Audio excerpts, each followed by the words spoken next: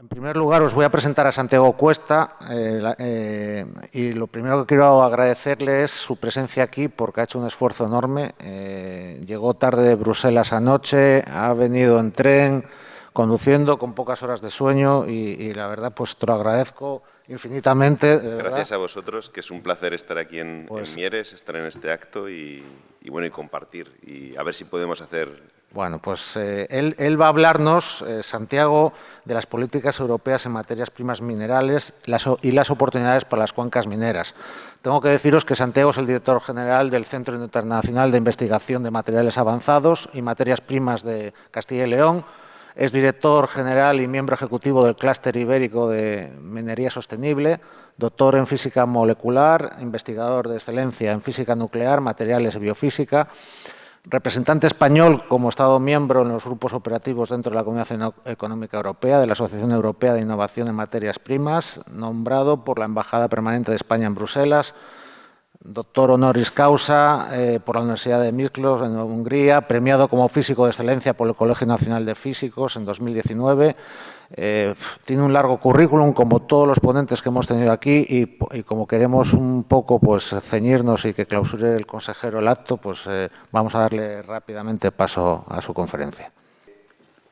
En mi presentación voy a comentar dos cosas, pero ya, como tenemos poco tiempo y como tanto Vicente como los otros ponentes han estado haciendo un montón de énfasis en la política europea, el Raw Materials Act y todo lo que se ha ido haciendo, pues sobre todo me voy a centrar en una parte de actividades que hay a día de hoy en Europa que pueden significar nuestras oportunidades, ¿no? Cómo para las empresas españolas, para las regiones, para las universidades, para todos los agentes del sistema de la innovación y del impulso de las materias primas, cómo hay un mundo ahí fuera unido a la Unión Europea, cómo podemos que al final lo que se está haciendo y todo esto que se cuenta, ¿no? Ursula von der Leyen en el Club de las Materias Primas, bueno, ya, y yo que soy un estudiante de minería o yo que tengo una empresa de servicios mineros, ¿cómo me puedo beneficiar de todo esto, ¿no? O sea, todo este mundo, a mí, ¿qué me afecta? O sea, me afecta a nivel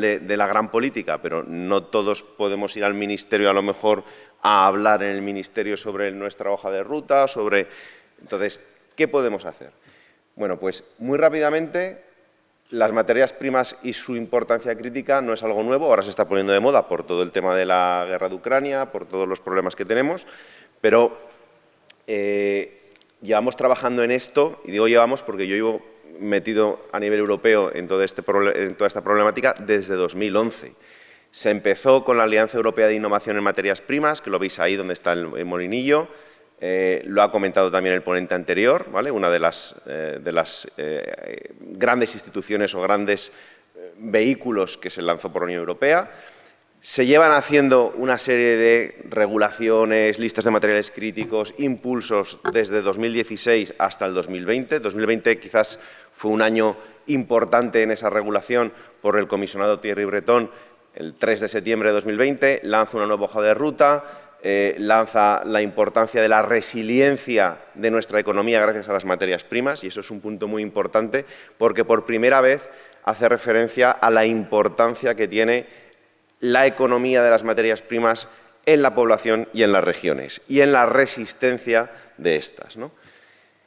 ERMA, no lo voy a comentar, lo comentó Vicente. El Pacto Verde fue lo siguiente, punto importante que ha comentado Vicente hasta la saciedad. Sin materias primas no podemos avanzar en tecnología, no podemos avanzar en energías, como ha comentado el ponente anterior. ¿Cómo hacemos todo esto, ¿no? ¿Cómo lo logramos? El acto de las materias primas, ¿vale? Novedad, 16 de marzo, ayer. Fijaros que se están focalizando en esa extracción del 10%, procesado hasta el 40% que tenemos de ese consumo. El reciclado, lo ha comentado también Vicente, además lo ha dejado perfectamente claro. Para cualquiera que haya estudiado un poquito de física, la termodinámica no engaña y ahí tampoco voy a entrar en más detalles porque Vicente ya lo ha explicado muy bien. Las fuentes externas, ¿vale? Todo lo que se va a hacer es esta hoja de ruta que no entro en detallarla porque la ha comentado ya Vicente y también los ponentes anteriores.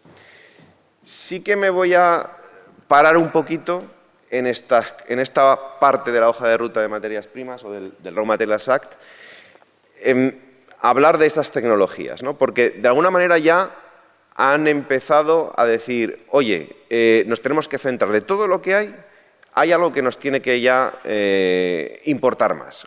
Una son las tierras raras, motivos, dependencia enorme de China y dependencia enorme de todas nuestras tecnologías dependen de las tierras raras. Esto, en su día, Xi Jinping dijo, si en su día la guerra era por el petróleo, yo la guerra la voy a ganar por las materias primas, más o menos con una traducción libre que acabo de hacer.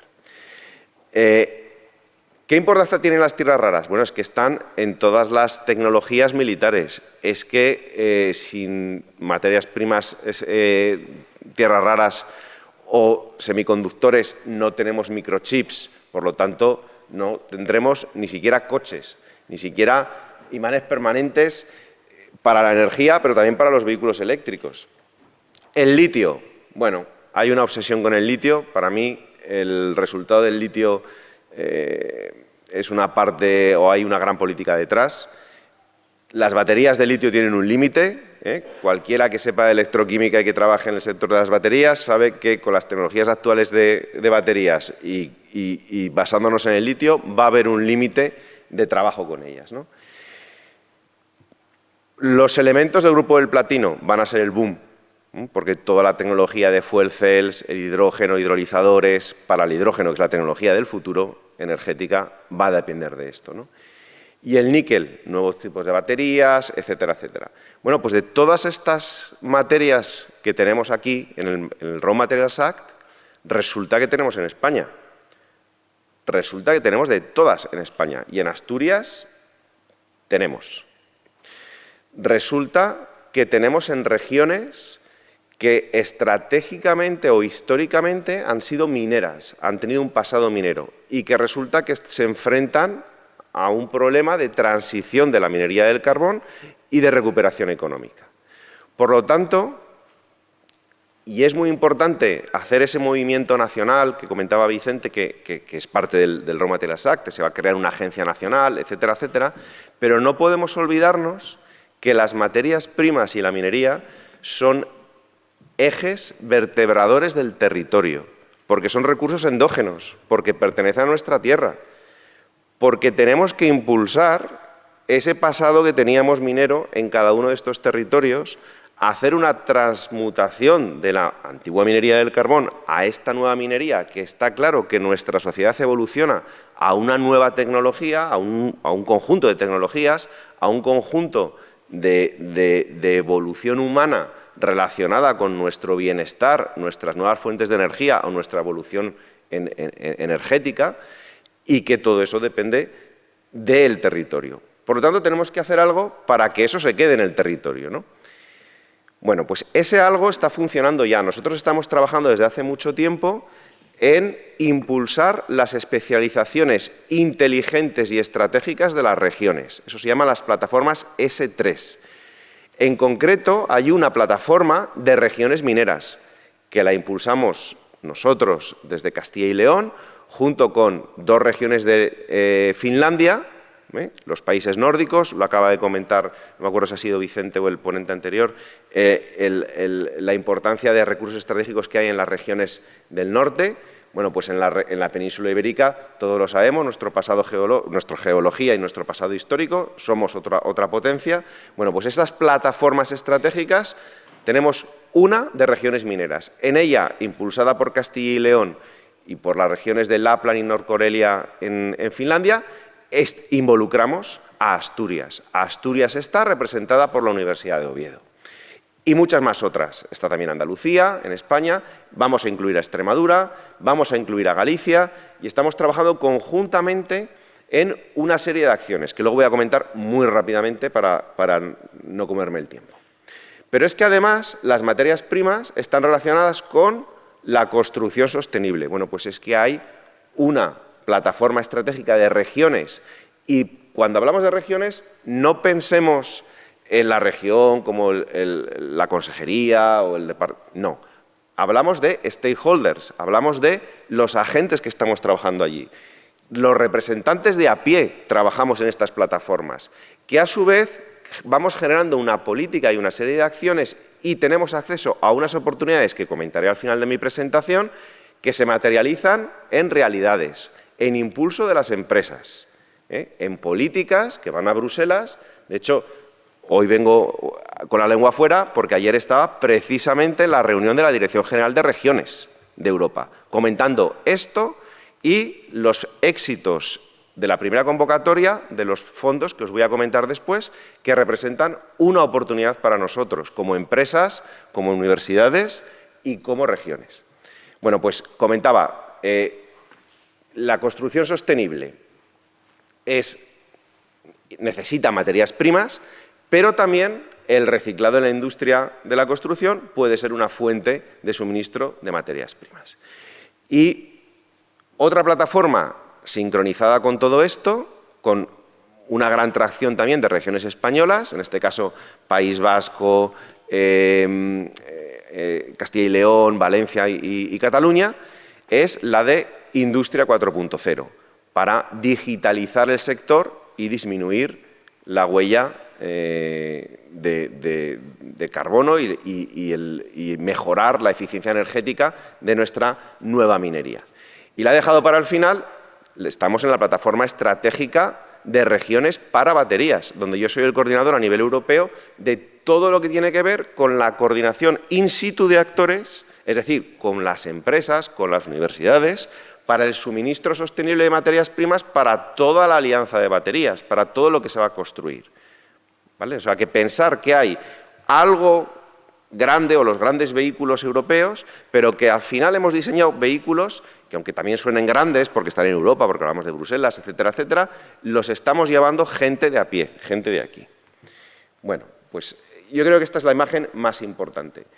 No voy a comentar toda la historia que tenemos, me voy a saltar bastante. Como la presentación imagino que la compartiremos, podemos comentar cosas otro día. Además, bueno, luego comparto mis datos y bueno, todo el que me conoce sabe que, aunque voy muy liado, pero a todo el mundo le hago caso y a todo el mundo siempre consigo sacar un ratito para cada uno, ¿no? Muy importante, dentro de ese trabajo que estamos haciendo en las regiones, uno de los puntos más importantes que estamos enfatizando es el apartado de las inversiones. Hemos hablado de toda la política que hay que hacer, de todo, pero todo aquel minero que se precie sabe que no podemos lanzar un proyecto de minería sin que haya un motor económico detrás. Alguien que ponga el dinero. Cada proyecto de minería hablamos de cientos de millones de euros. ¿Cómo lo conseguimos? Bueno, pues eso también lo estamos trabajando en nuestra actividad en Bruselas. Estamos intentando crear el marco político y social. También trabajamos la aceptación social, que no se me olvide, ¿vale?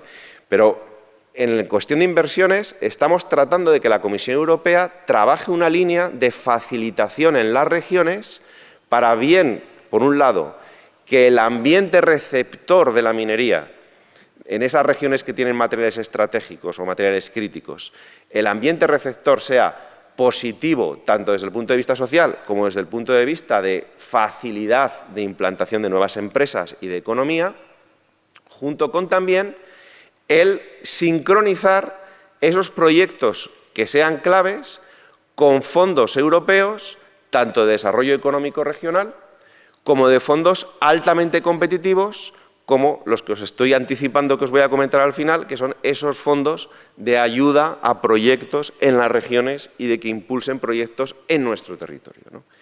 Entonces, bueno, para ello, y por eso me voy a saltar todo esto, porque vamos tan juntos de tiempo, ¿no? Pero todas estas transparencias con toda esta letra y toda esta teoría se resumen en que... Es muy importante, no te lo saltes, igual... No, pero bueno, el concepto importante lo puedo resumir. Resumimos un poco la mesa, pero bueno, cuenta las cosas que sean importantes. Bueno, lo importante es generar un espacio de innovación, ¿vale? Y un espacio de innovación se llama ecosistema de innovación o parte de un ecosistema de innovación. ¿Qué es lo que yo quiero conseguir? Lo que quiero conseguir, todo esto es política o teoría de desarrollo, de cómo desarrollo ecosistemas de innovación para cualquier tipo de implantación de tecnología, etcétera, etcétera. Va a detenerme un rato explicándolo, pero creo que, como vamos tan mal de tiempo, no te preocupes, que no me importa, pero simplemente es resaltar que para conseguir que todo eso que se hace en Europa lo podamos acoger, tenemos que estar preparados. Y no solo es que nuestro gobierno regional trabaje en preparar pues una nueva política económica, no.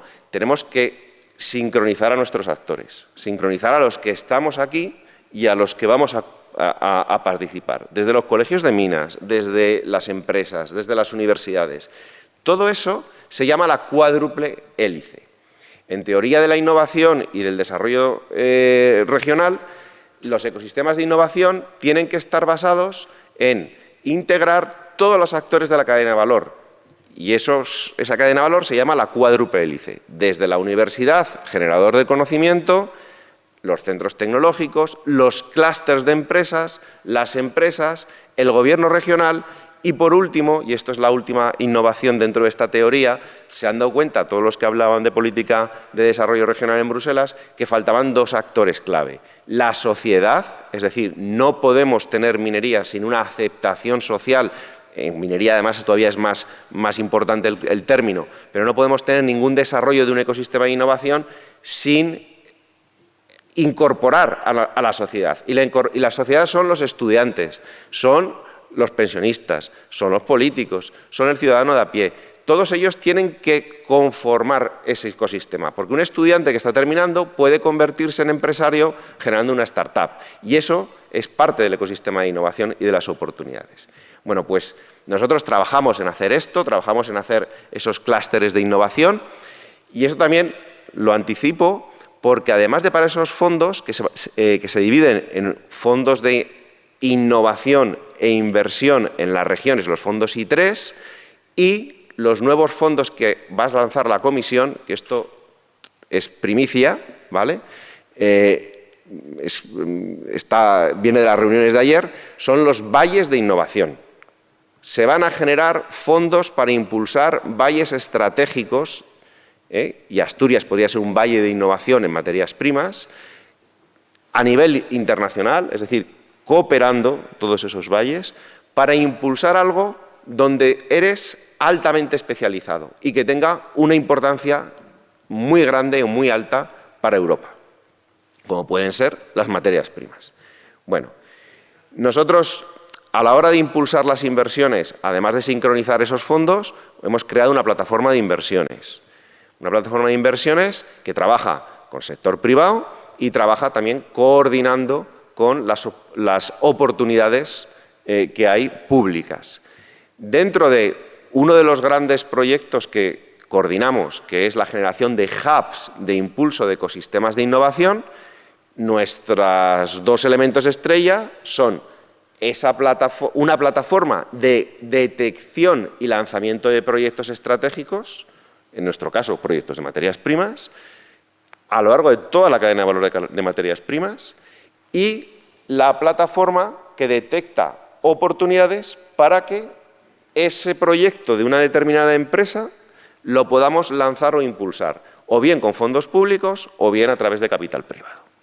Por lo tanto, si queremos hacer el Raw Materials Act, tenemos que bajarnos desde los despachos de Ursula von der Leyen hasta las cuencas mineras y hasta las ciudades, incorporar a todo el mundo y incorporarlo dentro de unos vehículos que ya existen, que son vehículos que están trabajando conjuntos y que nos van a permitir acceder al final, dinero para impulsar un proyecto industrial que traccione en el territorio. Y esa es la premisa de los fondos que os voy a comentar, ¿vale? Me salto todo el Programa Europeo de Oportunidades, pero os dejo para que veáis que he hablado de ecosistemas de innovación y de bla, bla, bla y tal. No es que me haya hecho una paja mental, es que Europa, esto es parte del programa Marco, donde van todos los fondos, pues tiene un pilar, que es el pilar 3, que es la Europa innovadora, y dentro de Europa innovadora hay 3 pilares. Uno es el Instituto Europeo de Tecnología, lo que hablaba, y creo que lo ha comentado Vicente, Ahí dentro está ERMA, ahí dentro está la KIC de materias primas o el EIT Raw Materials ahora, pero tenemos el European Innovation Council para impulsar empresas e ideas innovadoras en empresas y tenemos los espacios europeos o los ecosistemas de innovación. Vale. Los fondos que os comentaba, ¿tengo todavía 3 minutos? Sí, sí, por supuesto, sí, sí. Los fondos que os comentaba son los fondos I3. I3 viene de las 3 Is, Interregional, Innovation, Investment. ¿Vale? Interregional, aquí, en el territorio, en las regiones. Innovación, porque trabajamos con la innovación a lo largo de la cuádruple hélice. La idea es, si tengo altas tecnologías, si tengo grandes desarrollos, los voy a implementar para impulsar empresas que impulsen el territorio. Y inversión, porque Europa, y esto es la gran novedad de estos fondos, invierte, dependiendo del tamaño, porque hay distintas ramas de estos fondos, ¿vale? Pero si nos vamos a los valles de innovación o a los fondos de alta capacitación, hablamos de entre 10 y 20 millones de euros. Pues Europa, en esos fondos, pide que el 70% de ese proyecto, de esos 20 millones de euros, 20 millones de euros sería un proyecto típico, el 70% vaya a un conjunto de industrias. Es la primera vez que Europa, en los proyectos europeos, coge y pone como requisito que el dinero vaya a la empresa. Si os fijáis, casi todos los proyectos europeos siempre están, es un consorcio, un montón de universidades, un montón, y cuando haces más o menos las cuentas, dices, bueno, hay un 30% que van a los usuarios finales, que va a tal empresa, tal cual, pero el resto son universidades, centros tecnológicos, etcétera, etcétera. Aquí no. Aquí lo que quiere y el requisito es que vaya a la empresa y que la empresa demuestre que al final va a haber una atracción económica y social en el territorio. Y lo tiene que demostrar. Lo tiene que demostrar al final del proyecto y lo tiene que demostrar cuando lo presenta, con un análisis económico y social. En otras palabras, estamos hablando de generar ecosistemas de innovación donde damos dinero para invertirlos en que una empresa se modernice, innove, haga lo que sea, porque además estos fondos son bottom-up, para mejorar su output económico y, por tanto, redunde en el beneficio económico de la región. Bueno, contaros que hay distintos tipos de líneas, etcétera, etcétera, ¿vale? Depende si son regiones más desarrolladas, menos desarrolladas, pero es importante la cantidad. Hablamos de 570 millones de euros destinados a impulsar proyectos industriales en las regiones. Eso solo por los fondos I3. Los valles de innovación van a llevar otros 600 millones de euros. ¿Vale? Nosotros, desde el clúster, vamos a intentar presentar un valle de innovación en materias primas. Era también parte por lo que estuve ayer en Bruselas, para empezar a hablar con la Comisión Europea en cómo España puede ser parte del valle global de innovación o del conjunto de valles de innovación capaces de hacer o de conseguir asegurar ese suministro de materias primas a Europa. Esto de los valles de innovación no me da tiempo porque ya con esto termino, pero simplemente os dejo la reseña, ¿vale? Tiene que ver con la nueva agenda de innovación que ha sacado la comisionada Marillana. Fijaros que el Raw Materials Act viene del comisionado Thierry Breton. Bueno, pues la New European Innovation Agenda va a generar una serie de actuaciones basándonos en esos ecosistemas de innovación. Los valles de innovación son unas de ellas, pero hay muchas más, ¿vale? Como todo lo que tiene que ver con los ecosistemas de innovación conectados, todo lo que tiene que ver con tecnologías innovadoras altamente disruptivas. Todo eso se va a trabajar entre regiones y entre ecosistemas de innovación que se vayan a conectar. Por lo tanto, pensar que si soy una universidad, un centro tecnológico o incluso una empresa, que introduzco tecnologías disruptivas o que introduzco tecnologías para mejorar mi sistema de producción, en los valles de innovación y en la Agenda Europea de Innovación tengo una gran o un conjunto de oportunidades para plantearme. Bueno, con esto, muy rápido, intento ser lo más sintético posible. Yo creo que más o menos lo he conseguido. Ahí están mis puntos de contacto. Y nada, muchas gracias por la invitación. Y cualquier duda, ahora luego hablamos. Muchísimas gracias a ti.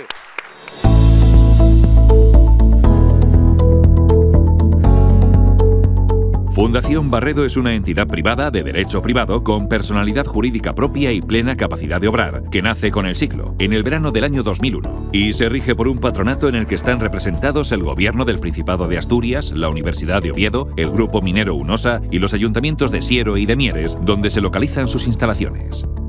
Los fines de la Fundación son el desarrollo tecnológico, investigación aplicada y formación en todo lo que esté relacionado con las industrias extractivas y, en particular, con las actividades subterráneas, tanto actividades mineras como de cualquier otra naturaleza.